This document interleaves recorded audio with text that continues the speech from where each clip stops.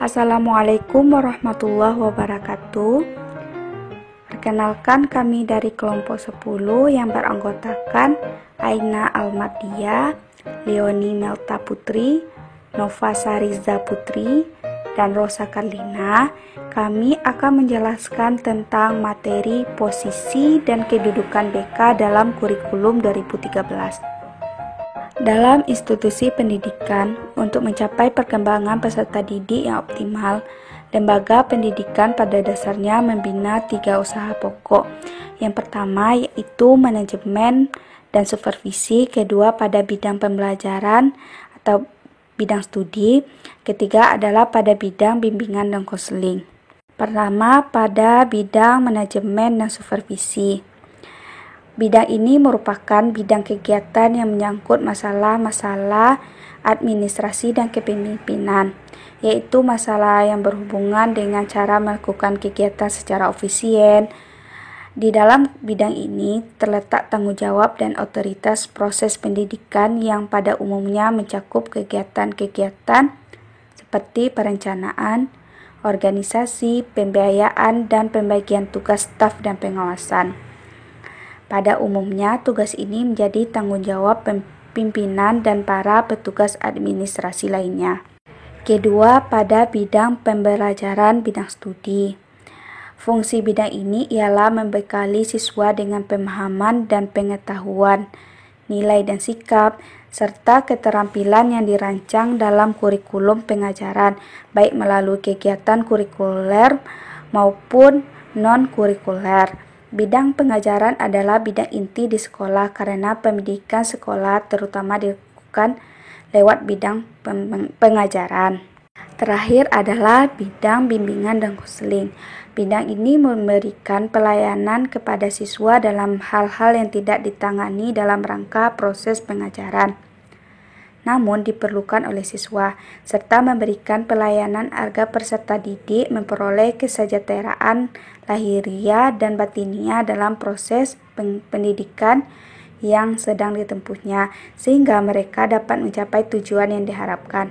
Bidang ini terasa penting sekali sebab proses pembelajaran hanya akan berhasil dengan baik apabila para peserta didik berada dalam keadaan sejahtera, sehat, dan dalam suasana tahap perkembangan yang optimal. Selanjutnya kita akan membahas tentang peran dan fungsi BK dalam kurikulum 2013.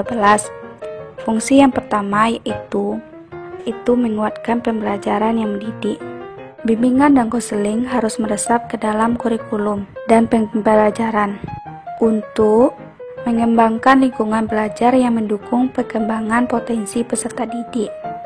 Untuk mewujudkan lingkungan belajar yang dimaksud, guru hendaknya pertama, memahami kesiapan belajar peserta didik dan penerapan prinsip bidang bimbingan dan konseling dalam pembelajaran. Kedua, yaitu melakukan asesmen potensi peserta didik. Ketiga, yaitu melakukan diagnostik kesulitan perkembangan dan pembelajaran peserta didik. Keempat, yaitu mendorong terjadinya internalisasi nilai sebagai proses individuasi peserta didik. Perwujudan keempat prinsip yang disebutkan dapat dikembangkan melalui kolaborasi pembelajaran dengan bimbingan dan konseling. Fungsi yang kedua, memfasilitasi advokasi dan aksesibilitas. Bimbingan dan konseling berperan melakukan advokasi, aksesibilitas, dan fasilitasi agar terjadinya diferensiasi dan diversifikasi layanan pendidikan bagi pengembangan pribadi, sosial, belajar, karir, dan peserta didik. Untuk itu, diperlukannya kolaborasi guru bimbingan dan konseling dengan guru mata pembelajaran dalam bentuk pertama, memahami potensi dan pengembangan kesiapan belajar peserta didik. Kedua, dengan merancang ragam program pembelajaran dan melayani kekhususan kebutuhan peserta didik. Terakhir, yaitu dengan membimbing perkembangan pribadi, sosial, belajar, dan karir. Ketiga, yaitu menyelenggarakan fungsi outreach. Kurikulum 2013 menekankan pembelajaran sebagai proses pemberdayaan dan pembudayaan. Untuk mendukung prinsip yang dimaksud, bimbingan dan konseling tidak cukup menyelenggarakan fungsi-fungsi outreach, tapi juga melaksanakan fungsi outreach yang berorientasi pada penguatan daya dukung lingkungan, pengembangan sebagai lingkungan pembelajar. Dalam konteks ini, kolaborasi guru bimbingan dan konseling dengan guru mata pembelajaran hendaknya terjadi dalam konteks kolaborasi yang lebih luas, antara lain, pertama, dengan kolaborasi dengan orang tua atau keluarga. Kedua, yaitu kolaborasi dengan dunia kerja dan lembaga pendidikan.